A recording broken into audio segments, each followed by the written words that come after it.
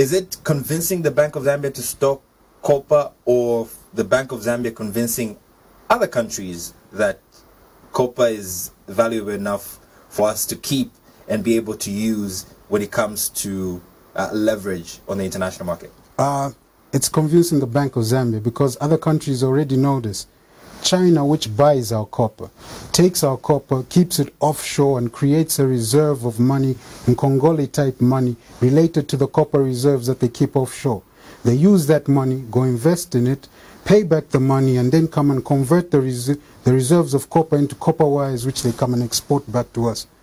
So they use the copper reserves and make money on it double times, and then come and sell it back to us as copper wires. This is where we're missing the point. As Zambians, we need to think outside of the box. Same with the Bank of Zambia. It took a while for the Bank of Zambia to come around and say they'll start stocking gold. Each time the proposal was given to them, there were reasons and excuses given saying, we can't stock gold until it's processed in bullion, which is those gold bars. But somehow the Bank of Zambia changed their mind. So I'm hoping Bank of Zambia will change their mind, but it will take at least 7 or 8 years. Does it also help, seeing as in some parts of the country we are also mining gold? Ultimately, with the mining that could be done with the gold, it would be a big advantage for the Bank of Zambia. Because the Bank of Zambia stocks dollars in their reserves, but they have no eminent advantage to get that dollar. So the best thing is to give the Bank of Zambia an advantage. Let the Bank of Zambia be the buyer of first resort of gold.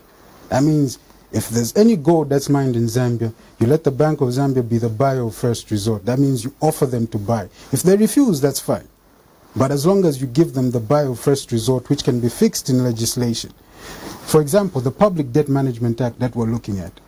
A lot of the loopholes, places that we can discuss, can be fixed with legislation. And this legislation is simply a statutory instrument.